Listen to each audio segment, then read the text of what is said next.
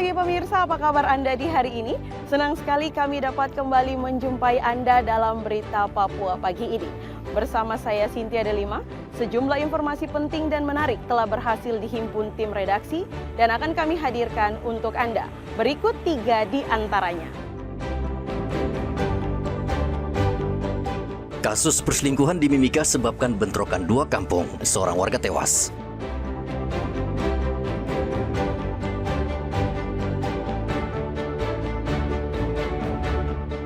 Agen pengisian minyak di Kabupaten Jayapura terbakar saat pengisian BBM. Seorang petugas terluka parah.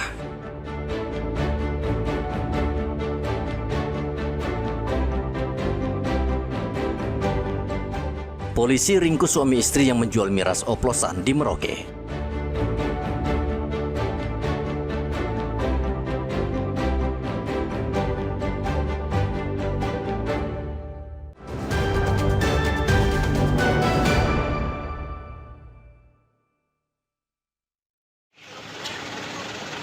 Untuk menjaga stabilitas harga dan ketersediaan beras SPHP di Papua, Satgas Pangan Polda Papua bersama Bulog menggelontorkan 165 ton beras SPHP ke berbagai kabupaten. Dari total 165 ton beras, sebanyak 95 ton akan disalurkan di wilayah Provinsi Papua dan sisanya ke Provinsi Papua Pegunungan. Pendistribusian menggunakan jalur darat dan udara. Beras SPHP akan dibawa ke gudang Polres dan selanjutnya didistribusikan ke pedagang. Di Reskrimsus Polda Papua, Kombes Era Adinata mengatakan pedagang yang menjual beras SPHP melebihi head akan dicabut izin usahanya.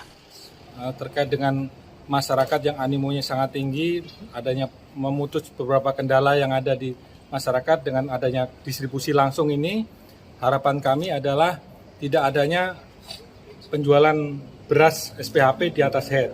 Ya, apabila masyarakat mengetahui ya penjualan di atas head bisa melaporkan ke Polres tempat, terutama ke Satreskrim.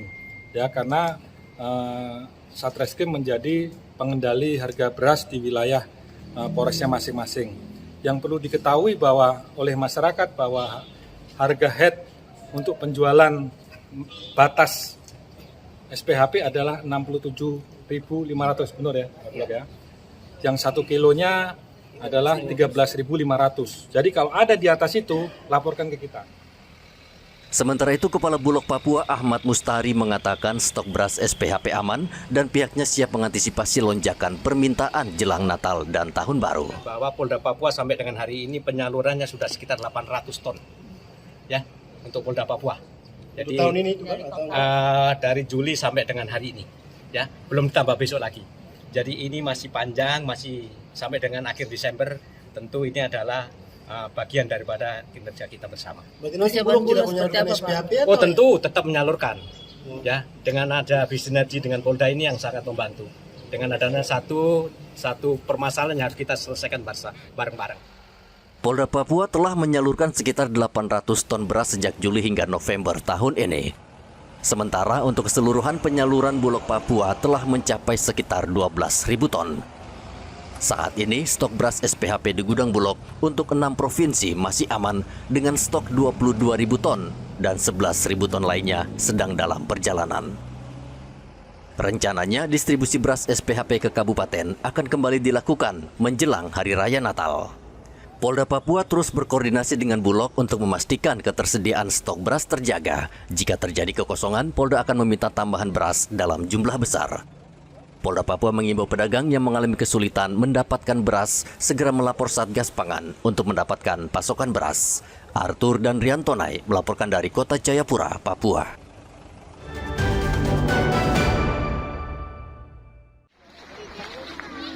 Wakil Presiden Republik Indonesia Gibran Rakabuming Raka meninjau progres pembangunan Pasar Sentral Sanggeng di Manokwari, Papua Barat pada hari Rabu. Wapres berharap keberadaan pasar ini dapat meningkatkan aktivitas ekonomi masyarakat serta menambah pendapatan asli daerah. Warga Manokwari Berta Wanggai berterima kasih kepada pemerintah pusat yang sudah membangun pasar yang layak sehingga mereka tidak berjualan lagi di bawah terik matahari. bersyukur untuk kunjungan Wakil Presiden hari ini yang tiba di Provinsi Papua Barat, Kabupaten Manokwari, untuk melihat bagaimana derita mama-mama Papua yang terbukti dengan bangunan yang begitu megah. Yang hari ini setara dengan bangunan-bangunan yang ada di Indonesia bagian Barat. Karena kami mama-mama Papua merindukan pembangunan yang semaksimal. Yang tadinya kami duduk kenal Ucang, yang tadinya kami duduk kenal panas, hari ini terlihat bangunan yang sangat megah dan sangat indah. Berarti mengangkat kami derajat mama-mama Papua ada dalam suatu cara usaha yang lebih sukses. Sukses dalam arti mengarahkan usaha-usaha kami untuk kami punya generasi. Mama-mama Papua berharap pemerintah daerah dalam mengatur pedagang memberikan prioritas bagi mama-mama asli Papua sehingga tidak menimbulkan kecemburuan sosial. Pembangunan Pasar Sanggeng tahap pertama telah selesai dibangun oleh Kementerian Pekerjaan Umum. Pasar Sentral Sanggeng dibangun sejak tahun 2023 dan menelan biaya 162 miliar rupiah. Edi dan Riantonai melaporkan dari Manokwari, Papua Barat.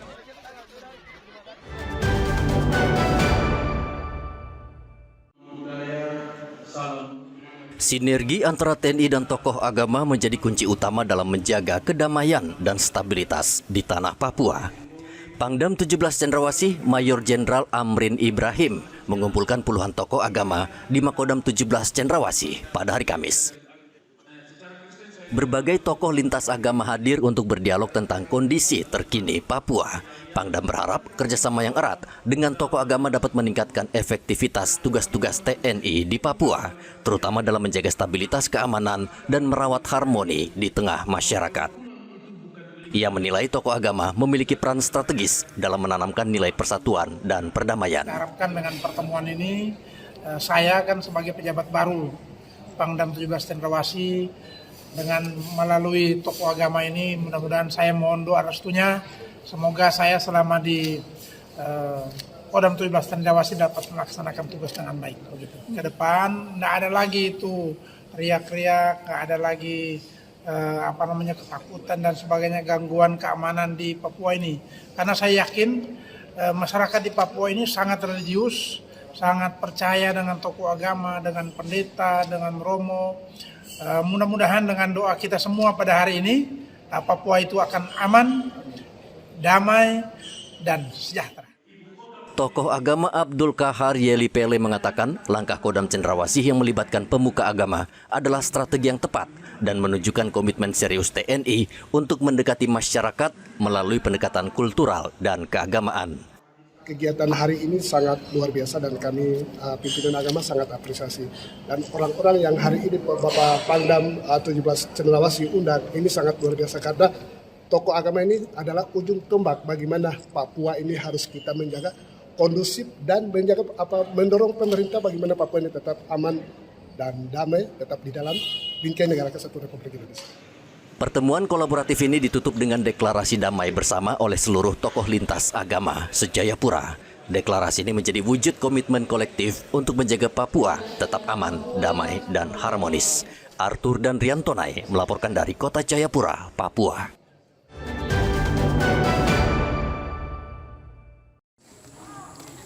Bentrokan antara dua kelompok warga di distrik Kuamkina Rama, Timika, Papua Tengah mengakibatkan seorang pendeta meninggal dunia. Bentrokan telah terjadi selama 1 minggu. Seorang warga menjadi korban saat berupaya melerai dan menghentikan pertikaian. Kapolres Mimika, AKBP Bilianda Hildario Budiman, mengatakan pihaknya saat ini tengah mengejar para pelaku dan provokator yang menyebabkan bentrokan terjadi. Kapolres memastikan penegakan hukum akan dilakukan secara tegas kepada siapapun yang terlibat dalam bentrokan dua kampung itu. Untuk korban satu meninggal dunia,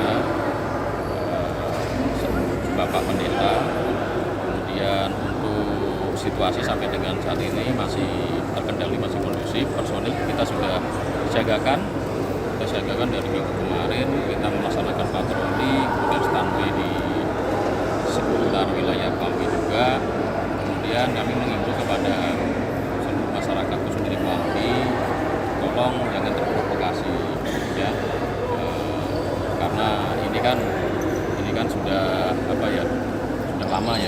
lama masalah ini sebetulnya sudah selesai juga, kita selesaikan. Kita selesaikan dengan kepala dingin. Kemudian apabila ada hal-hal yang perlu disampaikan, silahkan, kita siap 24 jam untuk mediasi. Kapolres juga mengimbau masyarakat Kuam Kinarama agar tidak terprovokasi serta membantu aparat keamanan dalam penegakan hukum terhadap para pelaku. Hingga kini, aparat keamanan masih berjaga di lokasi pertikaian untuk mencegah terjadinya korban susulan. Bentrokan ini dipicu oleh persoalan perselingkuhan yang hingga kini belum diselesaikan. Igo Batmamolin dan Rian Tonai melaporkan dari Mimika, Papua Tengah.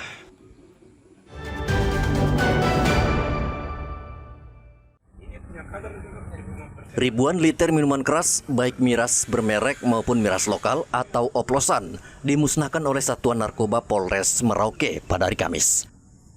Selain ribuan botol miras, polisi juga memusnahkan ratusan liter miras yang disita dalam wadah jeriken. Miras dimusnahkan dengan cara pecah botol dan dituang ke dalam tanah. Kapolres Merauke AKBP Leonardo Yoga mengatakan apabila miras-miras ini tidak disita, akan semakin banyak masyarakat berpotensi menjadi korban akibat penyalahgunaan minuman keras tersebut. Kita semua menyadari bahwa apabila barang-barang ini kita biarkan beredar, maka dapat memberikan dampak negatif.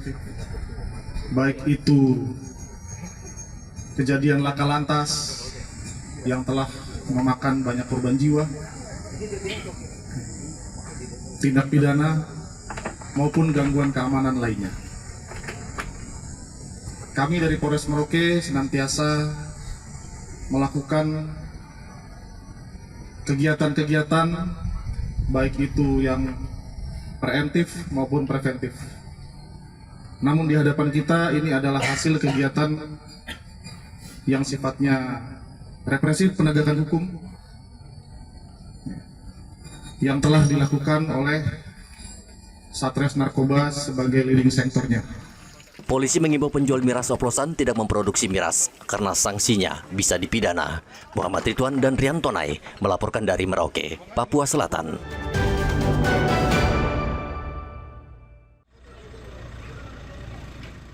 Seorang pengendara sepeda motor meninggal dunia usai terlibat kecelakaan lalu lintas di Jalan Trikora, Kabupaten Merauke pada hari Kamis. Kecelakaan terjadi antara dua sepeda motor. Benturan yang cukup keras mengakibatkan salah satu pengendara meninggal dunia. Buntut kematian korban, keluarganya emosi dan melakukan protes di Jalan Trikora. Polisi yang datang ke lokasi malah diserang warga. Mobil polisi rusak akibat amukan massa. KBO Satlantas Polres Merauke Ibda Joni Tuwing mengatakan sejumlah warga yang datang ke lokasi diduga terprovokasi dan bertindak brutal dengan menghadang pengendara lain serta merusak sejumlah kendaraan yang melintas.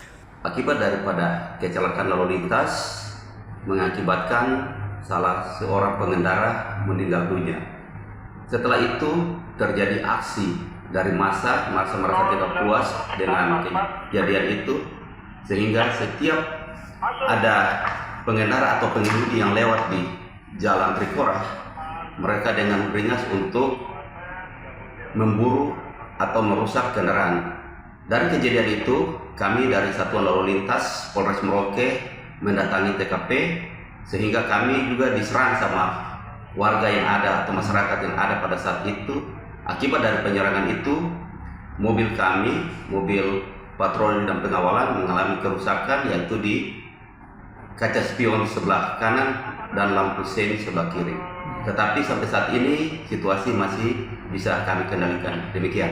Untuk korban sendiri meninggal dunia Pak ya? Untuk sementara korban meninggal dunia. Sementara itu, satu pengendara lainnya yang menjadi lawan tabrakan masih menjalani perawatan intensif di rumah sakit akibat luka serius.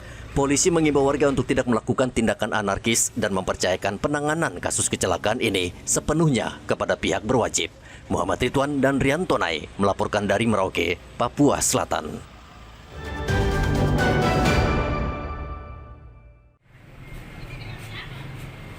Satu unit stasiun pengisian bahan bakar umum di Jalan Poros, Jayapura Sarmi, Distrik Nimbokrang, Kabupaten Jayapura, terbakar hebat pada hari Rabu. Kebakaran diduga terjadi saat proses pengisian ulang bahan bakar dari mobil tangki ke tangki utama APMS.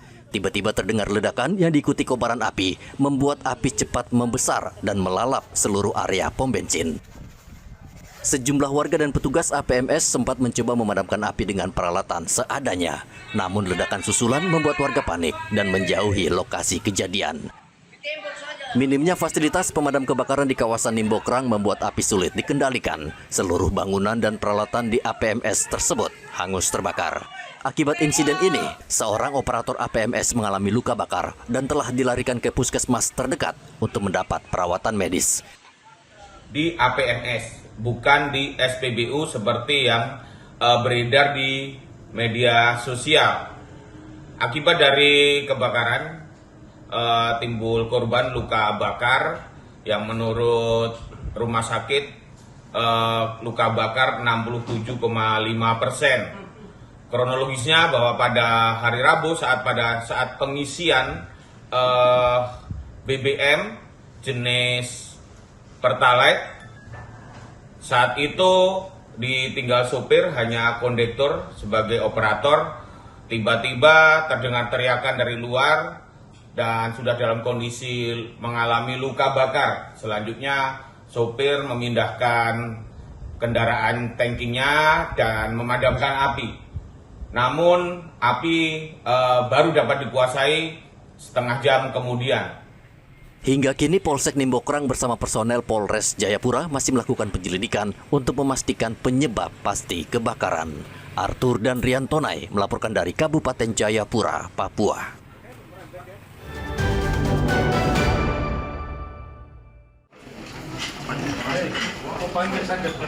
Maraknya penjualan miras oplosan membuat polisi fokus pada pelaku. Suami istri yang menjual dan memproduksi miras oplosan di Merauke berhasil diringkus polisi. Kedua pelaku diringkus polisi beserta sejumlah barang bukti pembuatan miras. Tersangka menjual miras oplosan karena tergiur omset yang mencapai puluhan juta rupiah per bulan. Bisnis ilegal ini membuat pasangan tersebut meraup keuntungan besar dengan pasar penjualan yang menjangkau kota Merauke hingga ke Kabupaten Bovendigul. Sementara itu, selain suami istri, seorang penjual miras oplosan juga diringkus di kawasan Pasar Baru, Merauke. Yang dikenakan di sini yaitu pasal 204 ayat 1 KUHP dengan ancaman pidana penjara paling lama 15 tahun penjara. Yang kedua pasal 135 tentang pangan dengan ancaman pidana penjara maksimal 2 tahun atau denda maksimal 4 miliar rupiah. Ketiga pelaku terancam hukuman hingga 7 tahun penjara. Polisi mengimbau warga stop menjual dan memproduksi miras oplosan karena akan ditindak tegas aparat. Muhammad Ridwan dan Rian Tonai melaporkan dari Merauke, Papua Selatan.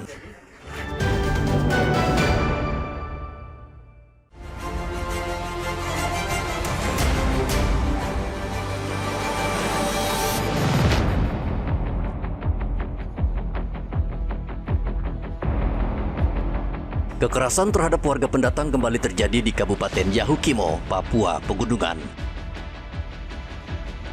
Seorang pria bernama Jako asal Sulawesi Selatan menjadi korban penganiayaan yang diduga dilakukan simpatisan kelompok kriminal bersenjata Kodap 16 Yahukimo.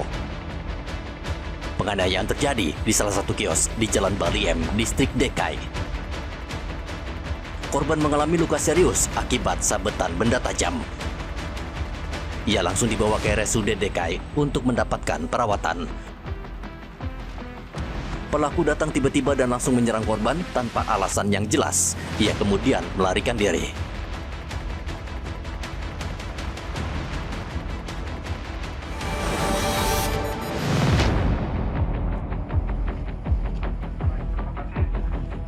Ratusan mahasiswa dari berbagai kelompok menggelar aksi demonstrasi damai di Merauke, Papua Selatan.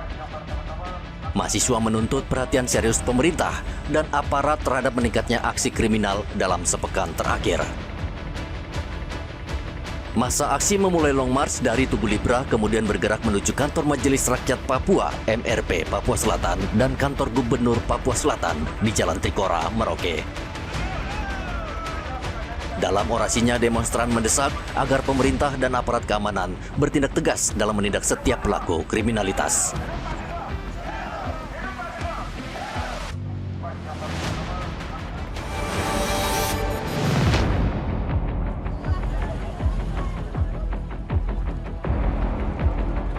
Sejak pagi, lapangan eks Pasar Lama di Timika, Papua Tengah mulai dipadati warga yang antre untuk mendapatkan bantuan sosial. Bantuan disalurkan melalui kantor pos bekerja sama dengan Dinas Sosial Kabupaten Mimika. Setiap warga yang datang diwajibkan membawa KTP dan surat keterangan penerima dari kelurahan.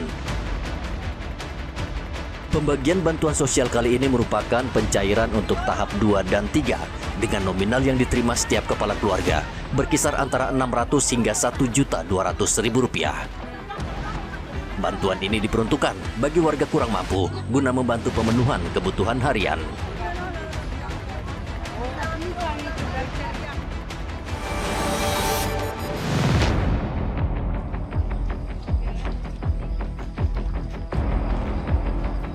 Hujan deras yang mengguyur kota Merauke pada hari Senin dibarengi peristiwa kebakaran satu rumah di Jalan Gemaripah. Rumah tersebut saat kejadian dalam keadaan kosong karena ditinggal oleh pemiliknya. Api tiba-tiba berkobar tanpa diketahui sumber penyebabnya. Warga sekitar yang melihat kejadian tersebut berupaya memadamkan api, namun kobaran cepat membesar karena angin dan kondisi hujan deras. Tidak ada korban jiwa dalam peristiwa ini, namun kerugian diperkirakan mencapai ratusan juta rupiah.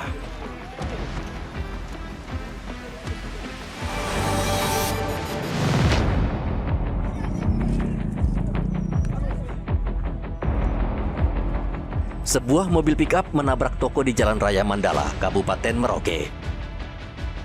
Akibat insiden ini, pintu toko rusak parah, sementara 2 penumpang yang berada di dalam mobil juga mengalami luka-luka. Mereka langsung dilarikan ke rumah sakit untuk mendapatkan perawatan. Menurut polisi, mobil melaju dari arah Jalan Nowari menuju pusat kota. Namun diduga pengemudi kehilangan kendali dan mobil melaju menabrak pintu toko 2 yang berada di tepi jalan. Saat ini, unit Laka Lantas Polres Merauke masih memeriksa pengemudi kendaraan untuk mengetahui penyebab kecelakaan.